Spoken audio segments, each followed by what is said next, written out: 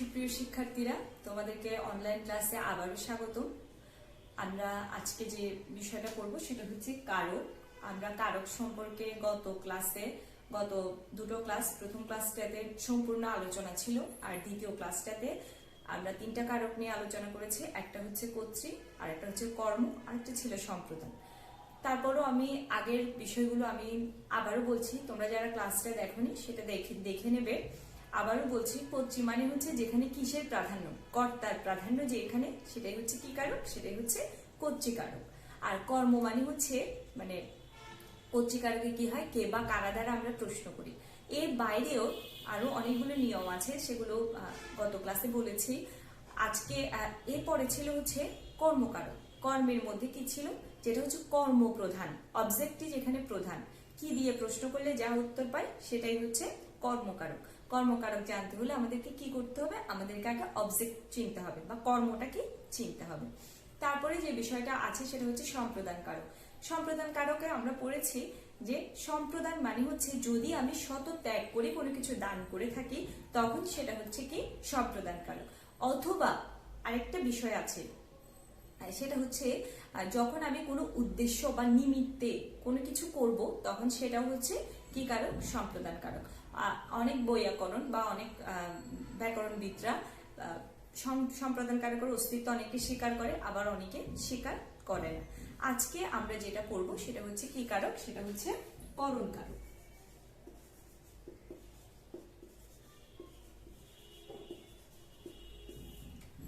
করণ কারক পড়তে হলে প্রথমে আমাদেরকে যে বিষয়টা জানতে হবে সেটা হচ্ছে করণ কিভাবে হয়। করণের মানে হচ্ছে সহায়ক মাধ্যম বা যন্ত্র, বা যেটার মাধ্যমে আমরা কি করি, যেটার মাধ্যমে ক্রিয়াটা কি হয়, সংগঠিত হয়, সেটাই হচ্ছে কি কারক, সেটাই হচ্ছে করণ কারক। করণ কারকের ক্ষেত্রে যেটা বলা হয় সেটা হচ্ছে আমরা কি উপায়ে বা কিসের দ্বারা প্রশ্ন করলে কি যে উত্তর পাবো সেটাই হচ্ছে কি কারক, করণ কারক।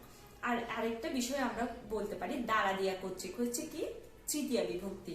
তৃতীয়া বিভক্তি দ্বারা দিয়া কর্তৃক দিয়ে যদি আমরা প্রশ্ন করি যে উত্তরটা পাবো সেটাই হচ্ছে করণ কারক। কি উপায়ে কিসের দ্বারা প্রশ্ন করলে যদি উত্তর পাই সেটাও করণ কারক। অথবা যদি আমি কি করি, যদি আমি তৃতীয়া বিভক্তি দিয়ে প্রশ্ন করি উত্তর পাই সেটাও হচ্ছে কি কারক, করণ কারক। এবার আমরা একটু আসি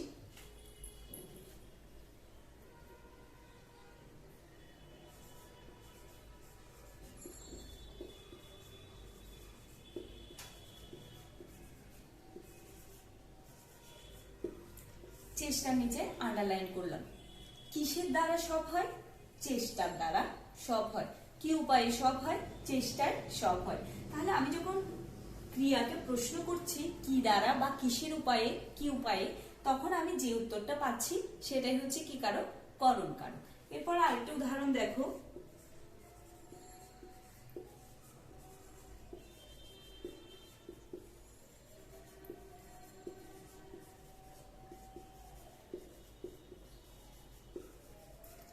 এখানে খেয়াল করো, জগতে কীর্তিবান হও সাধনায়।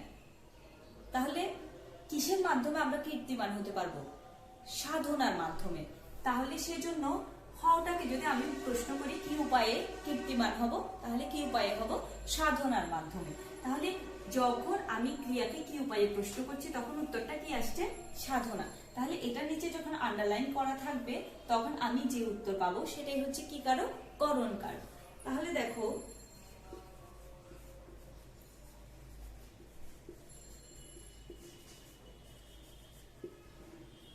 লাঙ্গলে চাষ হয়, এখানে ক্রিয়াপদটি হয়। কিসের দ্বারা চাষ হয়, লাঙ্গলে চাষ হয়।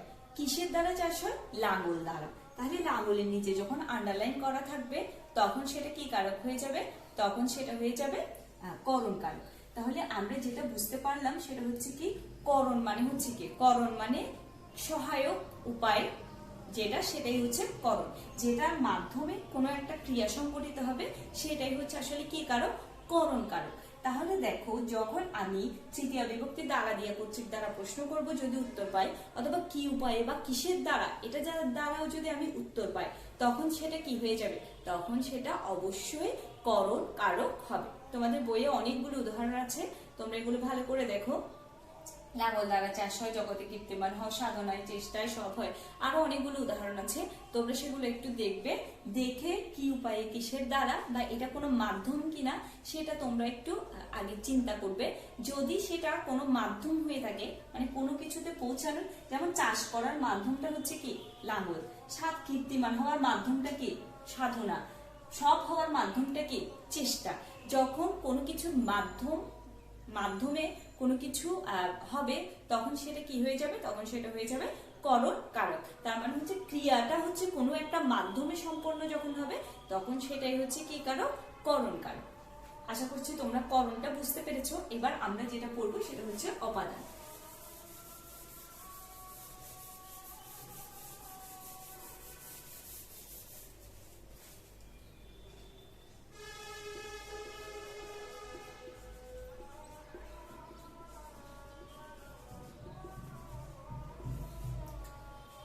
অপাদান কারকের ক্ষেত্রে তোমাদের বই আছে কোনো কিছু থেকে গৃহীত, জাত, চ্যুত, আরম্ভ, দূরীভূত এবং ভয়ের যদি কোনো কথা আসে, তখন সেটা কি হয়ে যাবে, সেটা হচ্ছে অপাদান কারক। আমি তোমাদেরকে প্রথম ক্লাসে সবগুলো কারক সম্পর্কে যখন ধারণা দিয়েছিলাম, সেখানে অপাদান সম্পর্কে বেশ কিছু কথা বলেছি। তাহলে দেখো, অপাদান কারকের ক্ষেত্রে যে বিষয়টা সেটা হচ্ছে, আমরা খুব ভালো করে খেয়াল করব, অপাদান কারকে আমরা কি উৎস হতে পারে, মানে উৎসটা অপাদান কারক হতে পারে।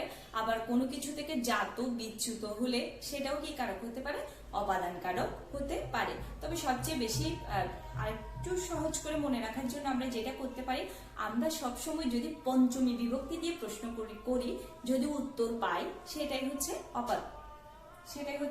অপাদান কারক। যখন আমরা পঞ্চম বিভক্তি দিয়ে প্রশ্ন করলে যদি কোনো উত্তর পাই, তাহলে সেটাই হচ্ছে অপাদান কারক। দেখো, যদি বলি আমরা পঞ্চম বিভক্তিটা কি প্রথমে একটু চিনি, সেটা হচ্ছে কি হতে, থেকে, চেয়ে হচ্ছে পঞ্চমী বিভক্তি। এখন দেখো, যদি বলে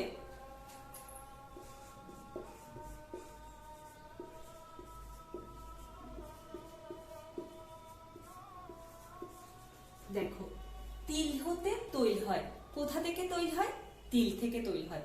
কোথা থেকে, যখন আমি উৎসটাই কি জিজ্ঞেস করব, তৈলের উৎসটা কি তিল, তাহলে তিল হতে তৈল হয়, এটা হচ্ছে কি, এটা হচ্ছে অপাদান কারক। যখন তিলের নিচে আন্ডারলাইন করা থাকবে, তখন সেটা কি হয়ে যাবে, তখন সেটা হয়ে যাবে অপাদান কারক। আবার দেখো,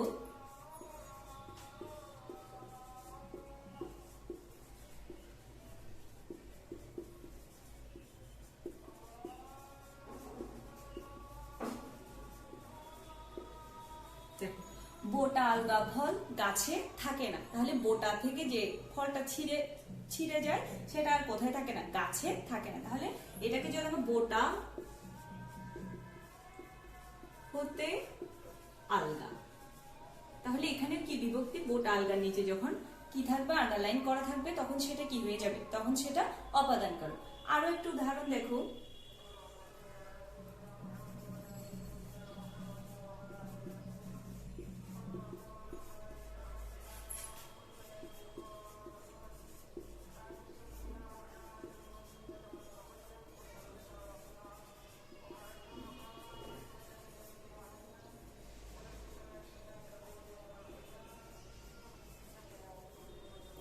দেখো, মনে পড়ে সে জ্যৈষ্ঠের দুপুরে পাঠশালা পলায়ন, এখানে ক্রিয়াপদ হচ্ছে কি পলায়ন। তাহলে কোথা হতে পলায়ন, পাঠশালা হতে পলায়ন, যে স্কুল থেকে কোথায় চলে এসছে, পাঠশালা থেকে পলায়ন। তাহলে সেই জন্য সেটাও হচ্ছে কি কারক, সেটাও হচ্ছে অপাদান কারক।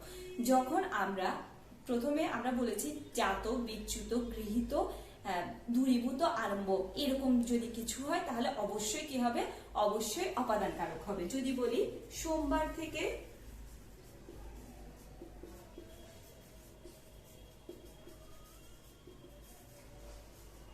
পরীক্ষা শুরু, তাহলে সোমবার থেকে, এখানে কি বিভক্তির ব্যবহার রয়েছে, এটা এখানে আরম্ভ হওয়ার কথা বলা হচ্ছে। সোমবার থেকে পরীক্ষা শুরু, এখানে কিন্তু সময় নির্দেশ করেছে, একটা সময় কিন্তু নির্দেশ করার পরও এখানে কি বলা হচ্ছে, সোমবার থেকে পরীক্ষা শুরু। পরীক্ষাটা কখন থেকে শুরু হবে, সোমবার থেকে, সেই জন্য সেটা হচ্ছে কি কারক, সেই জন্য সেটা হচ্ছে অপাদান কারক।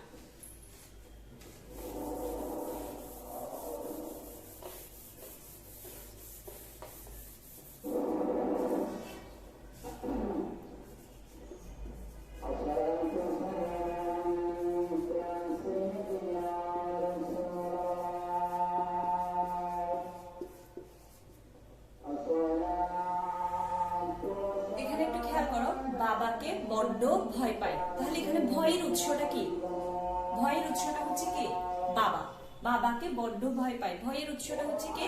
বাবা। যেখানে কোনো ভয়ের উৎসের কথাই থাকবে, ভয় থাকবে, ভয়ের উৎস থাকবে, সেটাই কি কারক হয়ে যাবে? অপাদান কারক। যেমন ধরো বাক্যে কে না ভয় পায়, বাক্যে কে না ভয় পায়, তাহলে ভয়ের উৎসটা কি? বাক। সেই জন্য এটা কি কারক হয়ে যাবে? সেই জন্য সেটা হচ্ছে এটা অপাদান কারক হয়ে যাবে। তাহলে দেখো আমরা যখন পঞ্চমী বিভক্তি দ্বারা প্রশ্ন করব, কোথায়, কোথা থেকে, কোথা হতে, এই ধরনের যখন কোনো প্রশ্ন করব তখন সেটা কি কারক হয়ে যাবে? তখন সেটা হয়ে যাবে অপাদান কারক। তাহলে কোনো কিছু থেকে জাত, বিচ্যুত, গৃহীত, দূরীভূত, আরম্ভ এবং ভয়ের কথা যদি থাকে তাহলে সেখানে অবশ্যই সেটা কি কারক হবে? সেটা অপাদান কারক হবে। তাহলে এগুলো সবগুলো হচ্ছে কি কারক? অপাদান কারক। তো আজানটা শেষ হোক।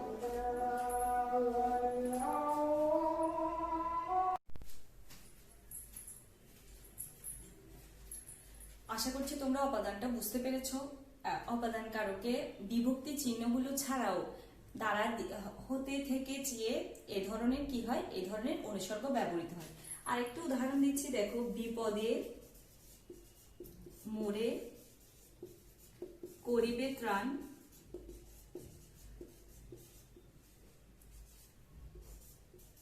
এ নহে মোর প্রার্থনা।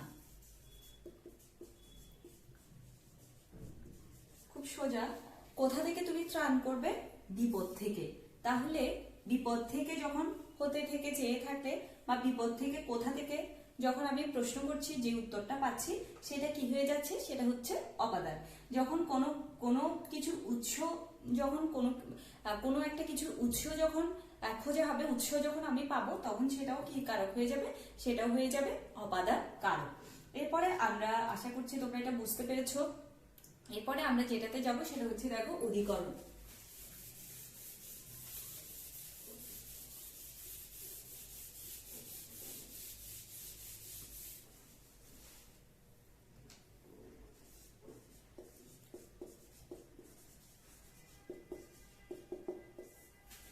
অধিকরণ কারকের মধ্যে যে বিষয়টা আছে সেটা হচ্ছে ক্রিয়া সংগঠনের স্থান এবং সময়। এই দুটাকে বলা হয় আসলে কি? অধিকরণ কারক। একটু দেখো, একটা হচ্ছে স্থান আর একটা হচ্ছে সময়। খেয়াল করো, যখন আমি বলবো আমি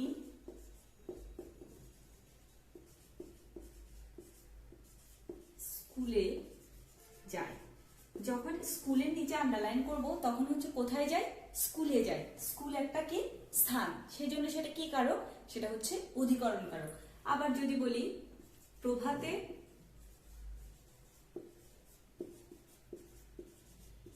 সূর্য ওঠে, তাহলে দেখো প্রভাতে, প্রভাত কখন? একদম ভোরের দিকে, একটা নির্দিষ্ট টাইমকে আমরা কি বলি? প্রভাত বলি বা ভোর বলি। তাহলে দেখো তখন কি উঠে? সূর্য ওঠে। সেটাকে কি বলা হচ্ছে? কি নির্দেশ করা হচ্ছে? সময় নির্দেশ করা হচ্ছে। সেই জন্য বলা হচ্ছে ক্রিয়া সংগঠনের স্থান এবং কালকে আসলে কি বলা হয়? স্থান এবং সময়কে কি বলা হয়? অধিকরণ কারক বলা হয়। তাহলে অধিকরণ কারকের কতগুলো প্রকারভেদ আছে? অধিকরণ কারক হচ্ছে 3 প্রকার। আমরা সেই 3 প্রকারের অধিকরণ কারকটা পড়বো। একটু দেখো,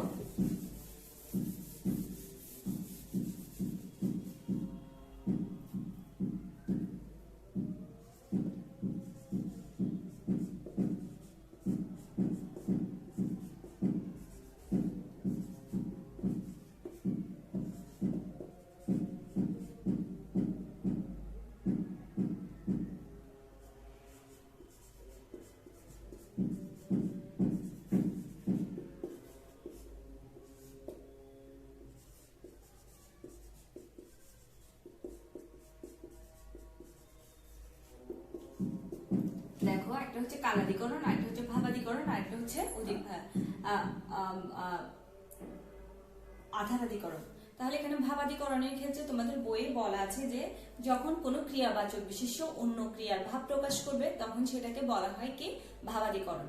তাহলে এখানে ভাবাদিকরণে সবসময় বলা হচ্ছে ভাবে সপ্তমী হবে। সেখানে যে দুটো উদাহরণ আছে, একটা হচ্ছে সূর্যোদয় অন্ধকার দূরীভূত হয়, আর একটা হচ্ছে কান্নায় শোক মন্দীভূত হয়। সেই দুটো উদাহরণই হচ্ছে আসলে অন্য ক্রিয়া ভাব হচ্ছে প্রকাশ করে। আমরা এখানে যেটা করবো সেটা হচ্ছে আধারাদিকরণ।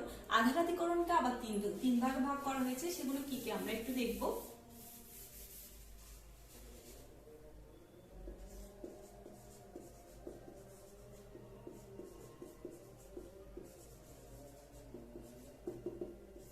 আধারাদিকরণ হচ্ছে তিন ধরনের, একটা হচ্ছে ঐকদেশিক,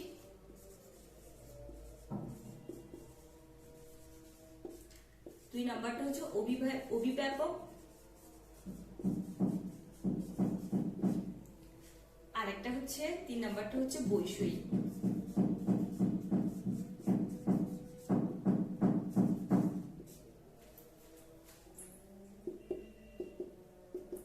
ঐকদেশিকটা দেখো, বিশাল স্থানের কোনো একটা অংশে যদি ক্রিয়া সংঘটিত হয় তখন সেটাকে বলা হয় ঐকদেশিক অধিকরণ। যদি বিশাল কোনো স্থানের একটা অংশে ক্রিয়া সংঘটিত হয় সেটাকে বলা হয় হচ্ছে ঐকদেশিক অধিকরণ। দেখো এখানে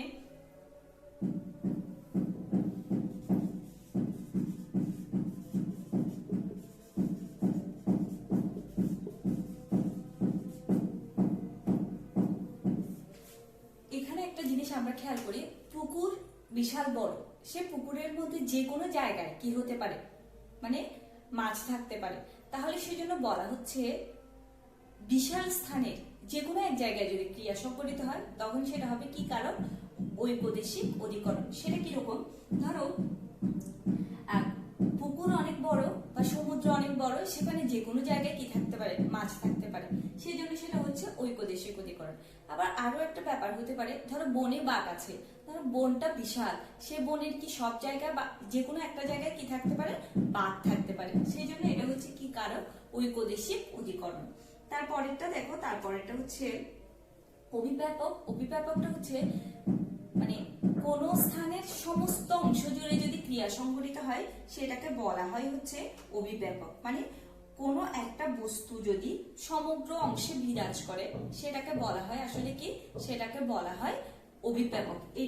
এটার অনেকটা বিপরীত বলা যায়, মানে এটা হচ্ছে বিশাল স্থানের যে কোনো এক অংশে ক্রিয়া সংঘটিত হবে, আর এটা হচ্ছে সমস্ত অংশ জুড়ে থাকলে সেটাই হচ্ছে অভিব্যাপক। সেটা কিরকম, ধরো যদি বলি তিলে তৈল আছে, একটু ভালো করে খেয়াল করবো, আমরা একটু আগে পড়েছি তিল থেকে তৈল হয়, ওটা কিন্তু অপাদান। আবার তিলে তৈল আছে, তিল থেকে তৈল হয় মানে একটা জিনিস থেকে আরেকটা জিনিসে রূপান্তরিত হয়েছে। আর তিলে তৈল আছে মানে তিলের সমস্ত অংশ জুড়ে কি আছে, তেল রয়েছে। তিলের সমস্ত অংশ জুড়ে কি আছে, তেল রয়েছে, মানে সমস্ত অংশ জুড়ে কি রয়েছে, তিলে তৈল আছে। তাহলে তিলে তৈল আছে, তিলের সমস্ত অংশ জুড়ে তেল রয়েছে, সেজন্য এটা হচ্ছে কি, এটা হচ্ছে এই অংশ, এটা হচ্ছে অভিব্যাপক। যদি বলি নদীতে পানি আছে, তাহলে কি নদীর কোনো জায়গায় পানি আছে কোনো জায়গায় পানি নাই এরকম হয় না, সমস্ত নদীতে কি রয়েছে, পানি রয়েছে, সেজন্য সেটা হচ্ছে কি অভিব্যাপক। আর বৈষয়িকটা হচ্ছে কিরকম, ধরো আমি একটা বিষয়ে খুব পারদর্শী আর একটা বিষয়ে তেমন না।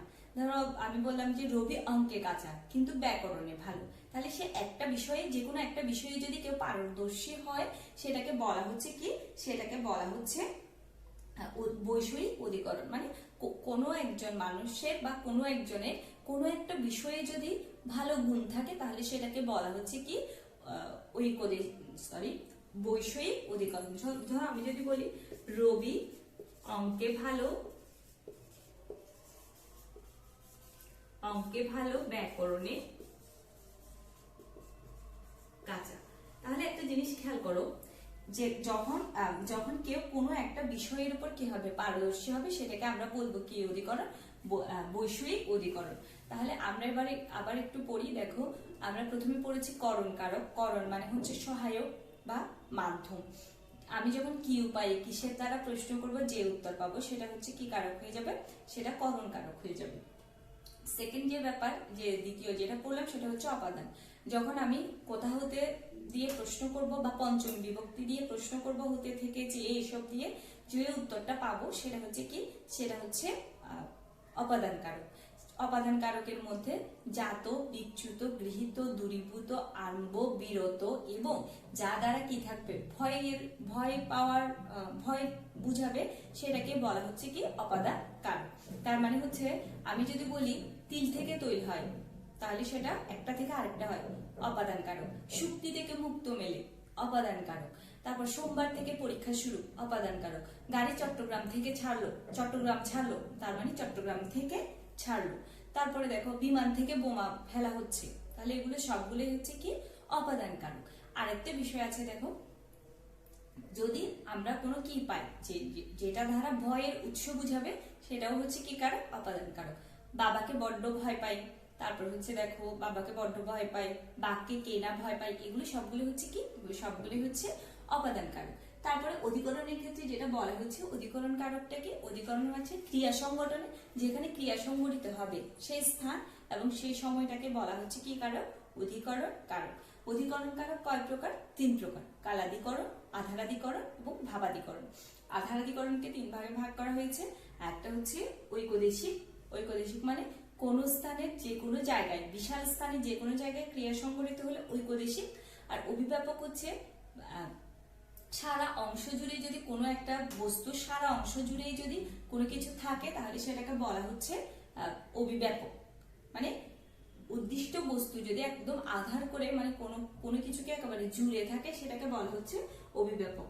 তারপর আরেকটা হচ্ছে বৈষয়িক, যখন কারোর কোনো বিষয়ে গুণের পারদর্শিতা থাকবে সেটাকে বলা হচ্ছে বৈষয়িক অধিকরণ। আশা করছি তোমরা বুঝতে পেরেছো। যদি কারো কোনো সমস্যা থাকে, কোনো ব্যাপারে বুঝতে না পারো, তাহলে আমাকে আবার বলবে, আমি আবার নতুন আরেকটা ক্লাস নিয়ে তোমাদেরকে সেটা বুঝিয়ে দেবো। ধন্যবাদ।